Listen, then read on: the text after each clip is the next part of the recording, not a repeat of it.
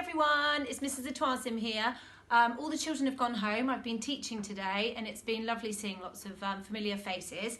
But I thought, I read this today to all the children that were here today, and I thought I would read it now for all of you. And it's one of our favourite stories in our house. It's a little bit silly and a little bit rude, but it's quite fun. And it's called The Story of the Little Mole Who Knew It Was None of His Business. There's a picture of the mole and he's got something on his head. And we always say that he looks a little bit like Donald Trump with his hair. Anyway, let's have a look. So, the story of the little mole who knew it was none of his business. One day, the little mole poked his head out from the underground to see whether the sun had already risen. Then it happened. Dun, dun, dun. It looked like a little sausage, and the worst thing was that it landed right on his head. "Oh, how mean!" cried the little mole. "Who has done this on my head?" But he was so short-sighted that he couldn't see anyone around. "Did you do this on my head?" he asked the dove, who was flying past. "Me? No, how could I? I do it like this," she answered. Splat. And splish plish, a moist white blob landed on the ground right next to the little mole.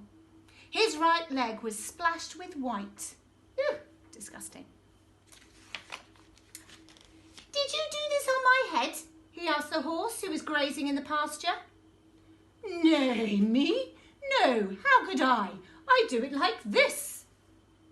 And flump, plump, 5 big, fat, horsey apples plopped down within a hair's breadth of the mole. He was very impressed. "Did you do this on my head?" he asked the hare. "Me? No, how could I? I do it like this," answered the hare.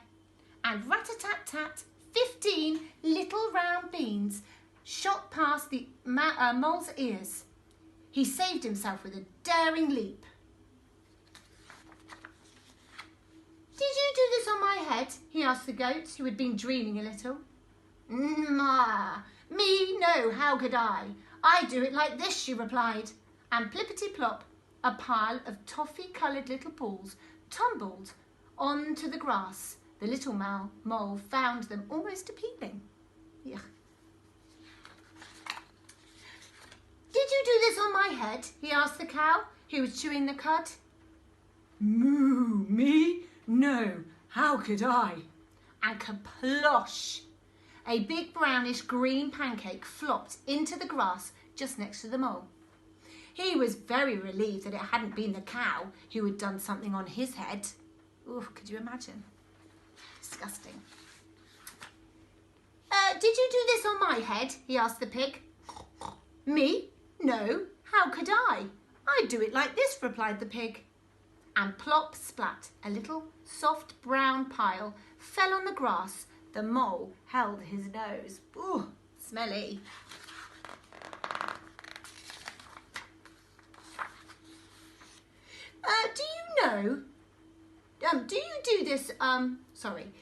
Did you do this on my, he was going to ask again, but he came closer and he saw only 2 big fat black flies, and they were eating. Ugh. At last, someone who will be able to help me, thought the mole. Who did this on my head?" he asked excitedly. "Keep nice and still," buzzed the flies. There was a short pause, and then it is clear to us that it was a dog. And now we can hear the rain. Finally, the little mole knew who had done the business on his head. Basil the butcher's dog. Quick as a flash, he climbed onto Basil's kennel, and plink, a tiny black sausage landed right on the top of the dog's head. Satisfied at last, the little mole disappeared happily into his hole underground. That's the end of our story. So it's a little bit funny. Thank you for listening and stay safe, everybody. See you soon.